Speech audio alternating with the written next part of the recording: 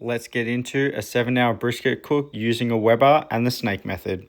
As you can see here, I've got my snake already lit. I've got pecan wood chunks, and I've got a little water pan dish.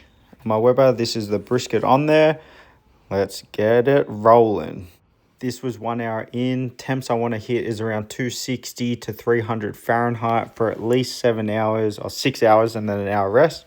Let's see how the brisket's going. It's not looking too bad. Starting to get a little bit of smoke and bark. I do need to trim it up a little better, but this is where the snake is. This is what we're looking at. This is what we're working with. I do have a thermometer on the actual coals. So for the damper on the top of the Weber, I've got it cracked all the way open, and underneath I haven't shown, but they're also cracked all the way open. I'm not going to adjust them too much throughout the cook, but hopefully it'll work out for the better. So 3 hours in, I went to check on it, went to look at the bark. We're getting a nice mahogany color. Bark starting to set on the top. I decided to spritz it on the dry spots. I am getting a little bit of pooling, which I was worried about, but other than that, we're still looking good. I did close the dampers halfway. You can see I put a little bit of foil on the side where it was up against the Weber, but other than that, it's starting to look good. We're about a third of the way through the cook. Here I'm just looking at the pooling, deciding whether or not I should tilt the brisket to avoid any more pooling, but bark's looking good. So a couple hours later, this is what it's looking at 5 hours in, starting to develop a nice bark. I did end up tilting it because the pooling was just getting a little too much for my liking. But other than that, we're rolling pretty good. I've been rolling around 260 to 300 Fahrenheit throughout the whole 5 hours. The smoke is starting to penetrate the meat. We're not going to get any more penetration.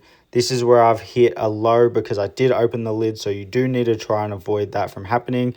But again, this is around the 6.5 hour mark. I just started to probe it, and we're in a little bit of a stall here, but I'm not too worried because you'll see how we're going.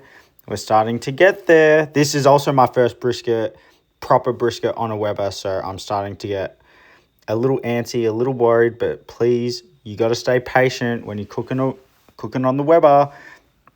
I did end up wrapping it to rest. I did pull it off a little too early than I'd like, but other than that, it was probing really nice. I was getting that butter sort of, the intermuscular fat on this brisket was actually pretty good. I'm not going to lie, pretty good.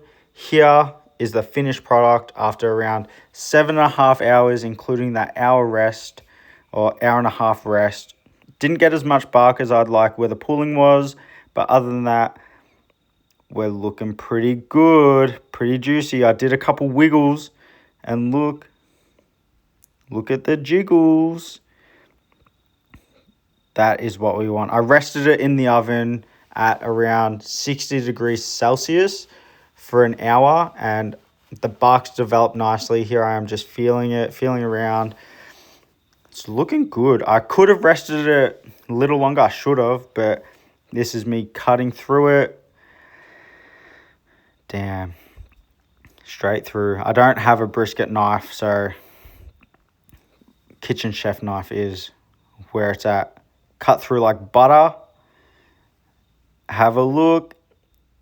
Juice. I didn't want to squeeze the brisket because, again, just to show you guys the juice, I didn't want to squeeze all the liquid out of it, but cut like butter, super tender, 7.5 hours, bordering the 8 hour mark. You can cook a brisket on a Weber for that long, and you do get a pretty good bite out of it. So enjoy the rest of the video. Please like, subscribe, comment, and yeah, I'm going to be doing more of these in the future.